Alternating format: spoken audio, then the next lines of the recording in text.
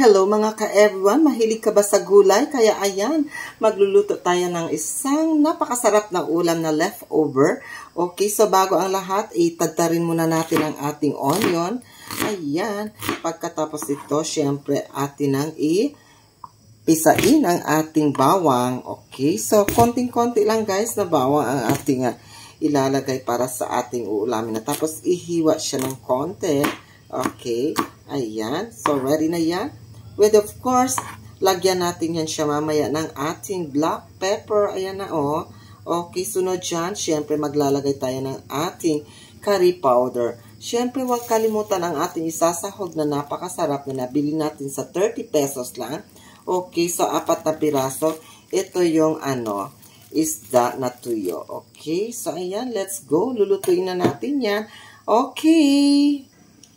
Ito nga pala ang ating lulutuin ngayon. Ito yung yung kamanse kung tatawagin dito sa amin. Okay, so kung hindi nyo alam kung anong kamanse, i-google nyo na lang guys para mas maigi na malaman nyo talaga kung ano ang kamanse at ano ang mga nutrition na makukuha natin sa gulay na ito. Kaya let's go guys.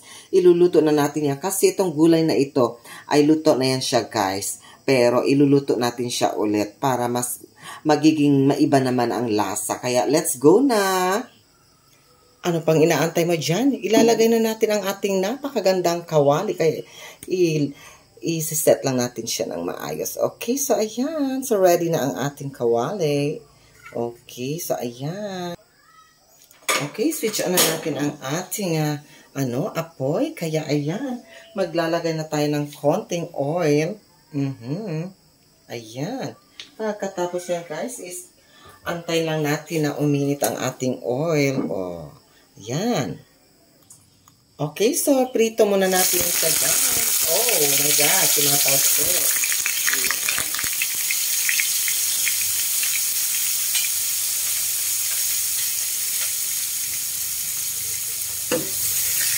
Ayan guys, so tumataas ko ng konti ang ating iluluto ngayon. Okay, so i-half fry mo lang natin yung yung ating tuyo na isda para pag ilagay na natin ang ang gulay mamaya. Well, luto na siya. Okay? So ayan, ganyan lang ang technique guys. Okay, so ayan. So I guess ready na yan siya guys. So ang next gawin natin is syempre ilalagay na natin ang ating bawang. Huwag nyo na guys i-set aside yung yung tuyo na isda. Habang niluluto natin yan, okay, so maglalagay na tayo ng ating mga sahog dito. Okay, so ayan. So tabi lang guys. Okay, so ayan. So, pag may time pa, balik ta rin ito. Okay, so ayan. So, ang purpose kaya ko to ginawa guys is para maiba naman yung taste ng ulam natin kasi pag tayo ay nauumay na sa mga ulam natin, pabalik-balik lang sa araw-araw na lang ang ulam natin. Ang mabuti dyan is natin guys, ang tawag dyan, innovate. Okay, so innovation is the key para sa merong gustong magkaroon ng masarap na ulam. Okay, so ayan, next is ilagay natin ang ating black pepper. Tapos, lagyan na rin natin ng ating curry powder. Okay, so after that guys, is pwede na natin siya haluin. Okay, so nangangamoy, na siya guys, curry. Okay, so next is, pag okay na, ayan, ilagay na natin ang ating gulay. Luto na yan siya guys. Actually, gata yan siya. Ayan. So, diba? So, from gata na gulay, yung gulay na kamanse. Actually, nabili natin yan siya sa halagang 10 pesos. So, ngayon, ibahin natin yung taste niya. So, perfect talaga ang ating ulam. Kung kayo ay nauumay na sa ibang, sa mga ulam na niluluto nyo araw-araw, well, ganito rin ang gawin niyo, mag-innovate.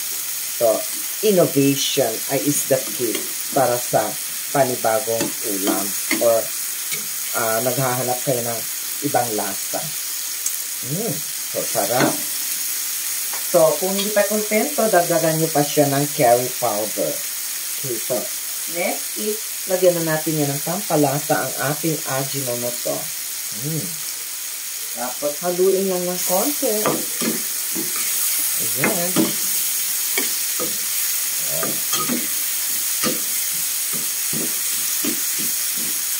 Okay, so, ayan, pag nahalo na guys, well, ibig sabihin, pag nahalo nyo na lahat ng mga anek-anek dito, pwede na natin siyang i-off ang apoy at isa-serve na natin yan. Kaya, ano pang inaantay mo? Let's go na. Isa-serve na natin dyan.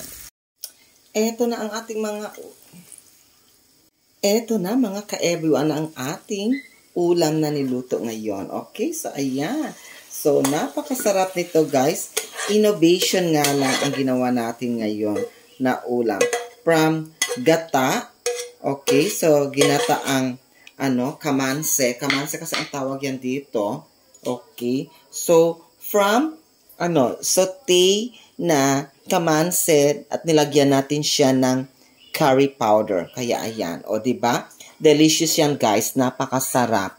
Kasi ang purpose na ginawa natin ito, tulad ng sinabi ko kanina, is para magkaroon tayo ng bagong lasa, innovation sa ating ulam. Kaya let's go, kainin natin to. Ayan, so napakasarap na nito guys, for sure. At sumandok na nga pala ako ng napakasarap na kanin. Ito ang titay rice. Kaya let's go, kainin na natin. Kayo ba'y nauumay na sa mga paulit-ulit ninyong ulam sa bahay tulad ng karneng manok, karneng baka, karneng baboy, o ano pang karne yan? Ito na guys, ang pampabungad ko na ulam para sa inyo. Napakasarap nito guys. Ito yung ginataang kamanse, pero in-innovate natin siya at ginawa natin siya ginataang kare-kare na nilagyan natin siya ng isdang tuyo. Okay, so ayan. So, magiging masarap talaga ang ulam nyo pag lalagyan nyo siya ng puso sa pagluluto. Kaya, let's go. At ayan, meron nga pala tayo ditong prepare na kanin na napaka-init at napaka-presko. Ang bigas na ito ay bilhin natin sa Kadiwa na nagkakahalaga na 1,025 pesos. Okay, so ayan lang guys. Very mura from Titay Rice yan guys. Kaya, I'm sure and I believe na masarap ito. Kaya, let's go. Mura na, masarap pa. Busog ka pa dahil sa masustansyang pagkain. Let's go! Mukbang time mga ka-everyone. Ito nga pala ang ating niluto kanina. Ang ating ginataang kamanse. Pero guys, inaugment natin siya, in-innovate natin siya. Ginawa natin siyang saute na kamanse. Nilagyan lang natin siya ng tuyong isda at saka curry powder. At alam niyo ba guys, before ako kakain, shout out muna sa Samsureco 2, ang ating source ng electricity dito sa Cebu, Zamboanga del Norte. At alam niyo ba guys, madilim ngayon kasi brown out. Kaya palaging brown out. O ayan, 'di ba? So umilaw na, pero alam niyo ba kung ano yung ilaw natin? Well, ito nga pala yung solar light na binili natin sa Zamboanga City para lumiwanag lang ang ating bahay. Kaya ayan. So, kung wala ito, guys, medyo madilim ang ating bahay. Kaya, thank you so much. Kaya, sa inyo dyan, mga Samsureco, shout out sa inyo. Alam niyo na kung anong gagawin. Okay, so palagi na lang, diba? So, nasisira na ang ating mga gamit dahil sa palagi ang brown out. Okay, so, ganun pa man, kakain na tayo. Let's go. Let's eat na, kahit madilim. Kaya, halika na, samahan niya akong kumain kahit madilim. Ako'y gutom na at dahil galing tayo sa school. Okay, so ito yung kamanse. Meron siyang mga guys, yung tawag nito mga buto. Yung kamanse, okay. Dapat matanggal mo talaga yung niya, yung balat. Para bonggang-bongga ang pagkain mo. Hindi kasi pwede kainin ang balat. Tapos, meron siyang part na hindi siya, balat. So, kain nga. laman. Partneran mo ng kanin. Tapos, tuyo.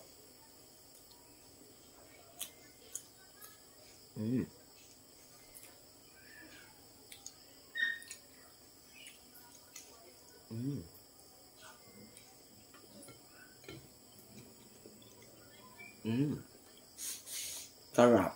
Kain tayo.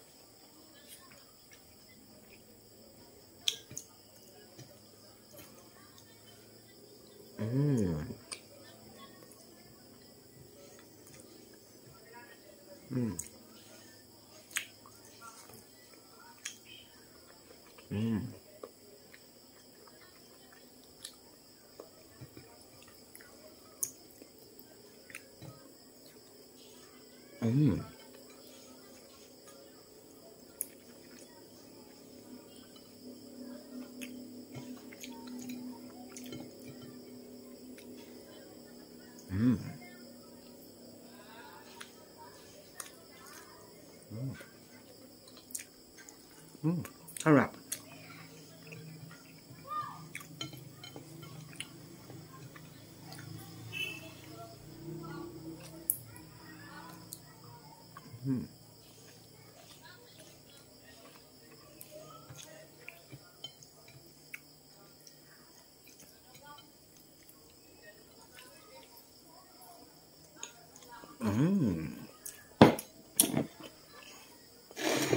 Ayan.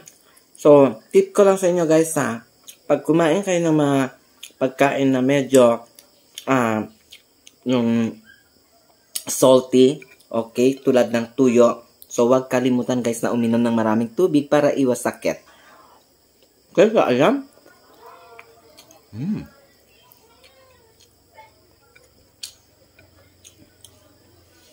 Kaya,